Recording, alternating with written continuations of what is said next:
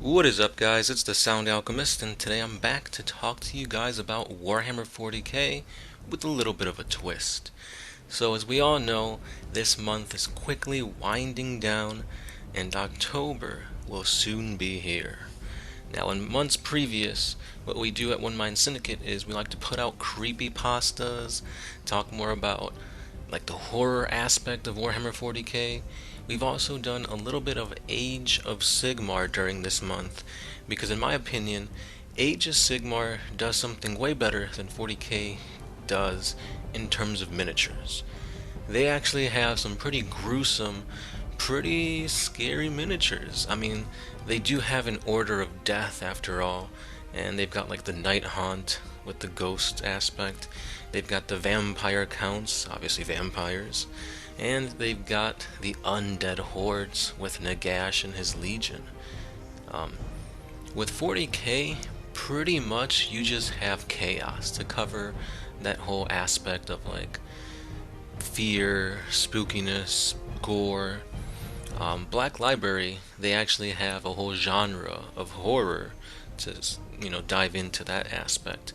But I feel when it comes to the models, nothing's really too scary, too grim dark when you really think about it.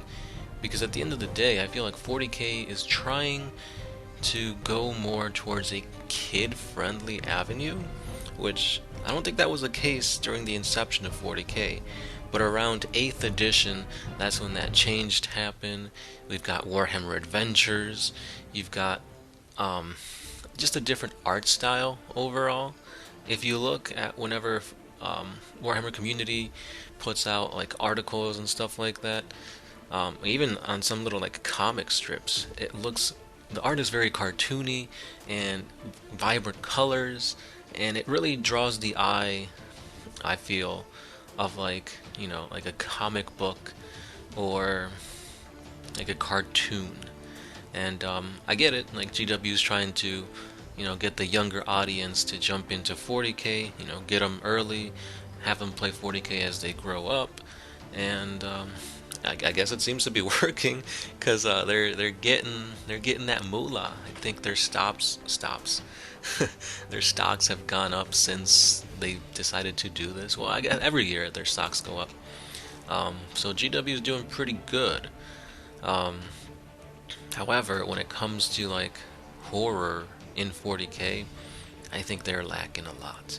Because in previous editions of the lore, you've gotten like the Demon Kulaba, which essentially is a woman, well, two women that have been stitched together to create a bigger uterus to house a growing either mutant or chaos space marine, and it's just disgusting and nasty when you think about it. Like, it's there is an image that I'm not even sure I could show without it getting like demonetized, but it's out there. If you guys like horror, if you guys like, you know, body horror, blood and stuff like that, check out the Demon Kulaba stuff.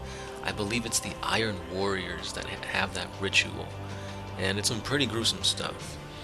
Besides that, I think the next kind of horror aspect that 40k really has going for itself is Space Hulks. Not so much in like normal terms, because when you think of a Space Hulk, you just think of a floating dead ship that something has invaded and killed all the crew. That could easily just be like a Xeno invasion that assaulted them, kidnapped the crew or murdered them all, and then just left. Could be pirates from the Dark Eldar. It could be a Tyranid gene stealer cult or uprising, or it could be chaos invading, having demons pour in and killing them off. Which normally that's more like on the actiony side, but that can easily be translated to horror. I mean, look at Dead Space. Dead Space is a game that really puts you in confined quarters, the fear of the unknown.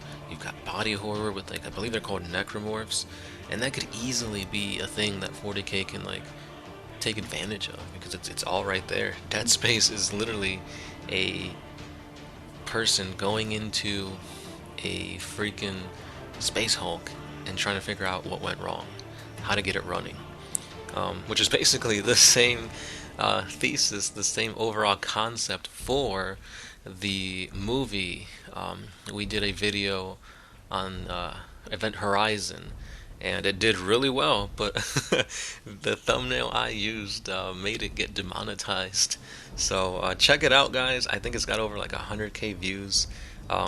Event Horizon, I think that movie's on Hulu, or I believe it's Hulu if I'm not mistaken. But yeah, that is pretty much a 40K movie. I mean, yeah, they've got things named differently, but everything that happens in there is literally the warp and 40K. So Event Horizon, Dead Space, that is all prime horror genres, horror media that 40K can easily go down that avenue, create books, create campaigns, create models that are a little bit more horror-esque. Because if you look at the vampires from Age of Sigmar, those things are pretty hideous looking. You could easily convert them to have like blood splatter and stuff like that, and boom, you've got some grisly looking models. But for 40K, everything's pretty much tamed. Even like demon princes, some of them look kind of cartoony, so it's kind of hard to have horror be represented well in Warhammer 40K in current times. Like I said, in times past they did a pretty good job with it. There are some creepypastas that do dive into it. Gersh1 did one on a Hive City that praised, I believe it was either a Nurgle demon, and it had to do with like spiders, and it was nasty. But with that being said, we do have a playlist for a bunch of creepypastas to get you in that Spooktober mood. Fall is here, it's getting darker outside sooner, the winds of winter are coming, and overall, it's that time to get scared. Who knows if we're having a Halloween this year with Papa Nurgle and his COVID, but I don't know, because haunted houses, can they even be open? But we'll see. We will see. So I'm gonna end this video asking you guys, what's the darkest, the most horror-esque model that Warhammer 40K has put out? That's not a conversion. That's just like a legit model. Or if you guys have converted something to look more, spooky, or have that gore aspect to it, let us know over on the Facebook page. We do have a Facebook page for One Mind Syndicate, or our Instagram, Twitter. Just tweet it to us, or whatever it is, Twitter, or not Twitter, Instagram does, so we can see it. Because yeah, converting is easy to make horror aspects to it.